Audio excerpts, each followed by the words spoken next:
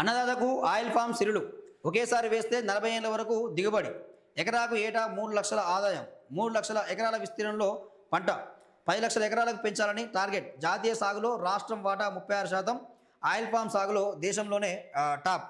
సరైన పంటను ఎంచుకొని శాస్త్రీయ యాజమాన్యంతో సాగు చేస్తే వ్యవసాయం ద్వారా కూడా మంచి ఆదాయం సాధించవచ్చని రాష్ట్ర రైతులు నిరూపిస్తున్నారు. ముఖ్యంగా ఆయిల్ ఫామ్ సాగు రైతుల ఆర్థిక స్థితిని మార్చేస్తున్నది. ఒకసారి తోట వేస్తే 35 నుంచి 40 ఏళ్ల పాటు దిగుబడి రావడం, ప్రతి 15 రోజుల నుంచి నెల రోజుల వ్యవధిలో కోతలు రావడం, ప్రభుత్వ ప్రోత్సాహకాలు, కొనుగోలు భరోసా, జిల్లాల వారీగా ప్రాసెసింగ్ పరిశ్రమలు అందుబాటులో ఉండడంతో ఫామ్ ఆయిల్ సాగు వ్యవసాయ రంగంలో గేమ్ చేంజర్గా మారింది.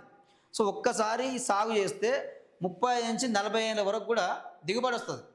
సో ప్రతి 15 రోజుల నుంచి 30 రోజుల మధ్యలో సో పంట వస్తుంది. National mission on edible oil పథకంలో దేశంలోనే తెలంగాణ ఫస్ట్ ప్లేస్లో ఉంది. జాతీయ ఆయిల్ ఫామ్ సాగులో తెలంగాణ వాటా 36% నమోదైంది. దేశవ్యాప్తంగా 2021 నుంచి 2026 మధ్య 2.73 లక్షల హెక్టార్లలో ఆయిల్ ఫామ్ సాగు కాగా అందులో 98,112 హెక్టార్లు తెలంగాణలోనివే.